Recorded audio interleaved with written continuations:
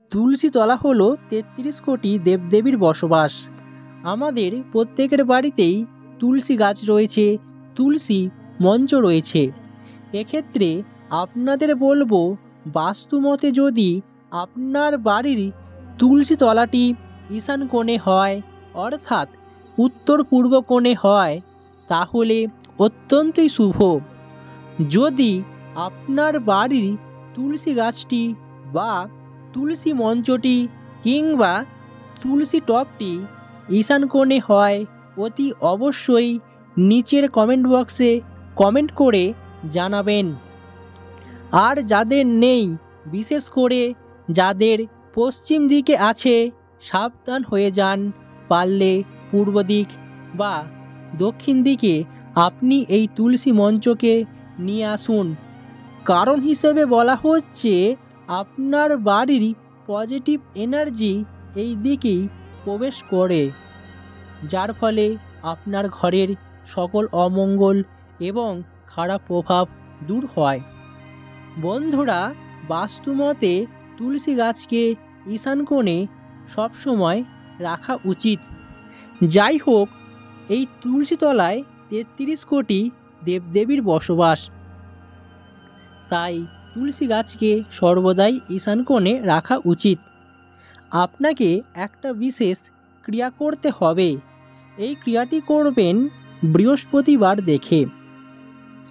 আপনারা জানেন বৃহস্পতিবার মা লক্ষ্মীর বার, তাই মা লক্ষ্মীর উদ্দেশ্যে মা লক্ষ্মীকে প্রণাম জানিয়ে আপনারা এই কাজটি করবেন।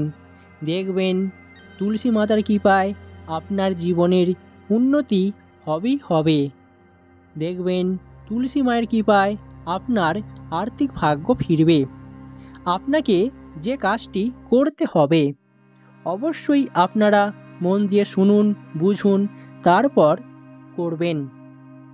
সন্ধ্যাবেলায় যেরকমভাবে সন্ধ্যা প্রদীপ দেখান, অবশ্যই তুলসী মাতার উদ্দেশ্যে সেরকমভাবে প্রদীপ ধুনো দেখাবেন। তবে এক্ষেত্রে বলে রাখি, অনেক বাড়িতেই তুলসী গাছ থাকা সত্ত্বেও সন্ধ্যা প্রদীপ দেখান না। এটা করা একদমই অনুচিত। বাড়িতে তুলসী গাছ থাকলে নিয়মিত সন্ধ্যা প্রদীপ দেখাবেন, নচেত গৃহের অমঙ্গল দেখা দেয়। ঠিক এইভাবে আপনি তুলসী মাতার উদ্দেশ্যে ধূপ প্রদীপ জ্বালাবেন। যদি পারেন বা পারা সম্ভব হয়, একটি গা ঘিয়ের প্রদীপ জ্বালাবেন, যা বাস্তুর জন্য অত্যন্তই শুভ। এরপর আপনাকে একটি বিশেষ ক্রিয়া করতে হবে। এর জন্য আপনাকে নিতে হবে একটি লক্ষ্মী কড়ি, 1 টাকার কয়েন, 7টি এলাচ, 7টি লবঙ্গ, আর নিতে হবে একটি কর্পূর। আপনি এই উপকরণগুলি নেবেন।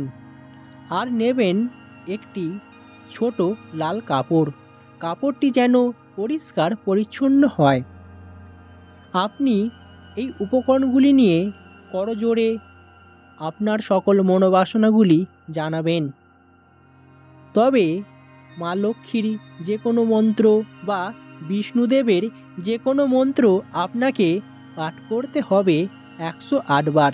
এক্ষেত্রে বলে রাখি, তুলসী গাছে ভুলেও হাত দেবেন না। আপনারা জানেন, যে কোনো গ্রহণ, অমাবস্যা তিথি, পূর্ণিমা তিথিতে তুলসী গাছে হাত দিতে নেই, তাই আপনিও দেবেন না। আপনি দূর থেকেই করজোড়ে প্রণাম জানাবেন। এরপর আপনাকে এই মন্ত্রটি 108 বার উচ্চারণ করতে হবে। মন্ত্রটি হলো মা মহালক্ষ্মী নমঃ। এই মন্ত্র আপনারা বলতে পারেন, খুবই সহজ মন্ত্র। কিংবা ওম নমঃ ভগবতে বাসুদেবায় নমঃ। এটি হচ্ছে নারায়ণের মন্ত্র বা বিষ্ণুদেবের মন্ত্র, অর্থবৃদ্ধির মন্ত্র। আপনাদের সামনে এই দুটি মন্ত্র বলে দিলাম। এর থেকে যে কোনো একটি বলতে পারেন। অবশ্যই এই মন্ত্র আপনাকে 108 বার পাঠ করতে হবে। এরপর লাল কাপড়টির মধ্যে লক্ষ্মী কড়ি, 1 টাকার কয়েন, লবঙ্গ, এলাচ ও কর্পূরটিকে ভালোভাবে বেঁধে ফেলুন। এই পুঁটলিটিকে আপনি তুলসী তলায় চুপচাপ রেখে দেবেন। আবারও আপনি আপনার সকল মনোবাসনা, দুঃখ, কষ্টগুলি জানিয়ে তুলসী মাতাকে প্রণাম জানিয়ে আপনারা চলে আসবেন পুঁটলিটিকে তুলসী তলায় চুপচাপ রেখে। পরের দিন অর্থাৎ সকালবেলায় যখন পুজো অর্চনা করবেন, এই পুঁটলিটিকে নিয়ে আপনি আপনার লকারে কিংবা যেখানে টাকা পয়সা রাখেন চুপচাপ রেখে দেবেন। ব্যবসা করলে ব্যবসার জায়গায় দেখবেন আপনার জীবনে অর্থের আগমন হবে। অর্থের সমস্যা থেকে আপনারা চিরদিনের জন্য মুক্তি পাবেন। তাই আপনারা এই কাজটি করতে পারেন। অবশ্যই আপনার জীবনে সৌভাগ্য ফিরবে। তুলসী মাতার কৃপায় আপনার জীবনের উন্নতি হবেই হবে। তাই আপনারা এই ছোট্ট কাজটি করে নিজের ভাগ্য নিজেই ফিরিয়ে আনুন। অপরদিকে আপনাদের জানিয়ে দেব, বৃহস্পতিবার দিনে আপনি যদি এই টোটকা করতে পারেন তাহলে ফল লাভ হাতে নাতে পাবেন।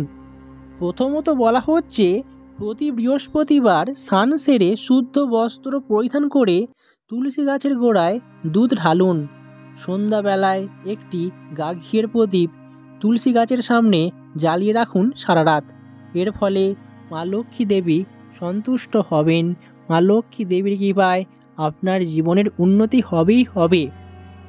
তুলসী গাছ শুকিয়ে গেলেও অনেকে তা রেখে দেন। জেনে রাখুন এটা অত্যন্তই অশুভ, বাড়ির জন্য অমঙ্গল। কখনোই শুকিয়ে যাওয়া তুলসী গাছ বাড়িতে রাখতে নেই। তুলসী গাছ শুকিয়ে যাওয়া মোটেই ভালো নয়। এর মানে আপনার জীবনে এবং আপনার পরিবারে অমঙ্গল নেমে আসছে। তাই নিয়মিত তুলসী গাছের গোড়ায় জল দেবেন। তবু যদি কোনোভাবে তুলসী গাছটি শুকিয়ে যায়, সঙ্গে সঙ্গে সেটি সরিয়ে সেই স্থানে অন্য তুলসী গাছের চারা বসান।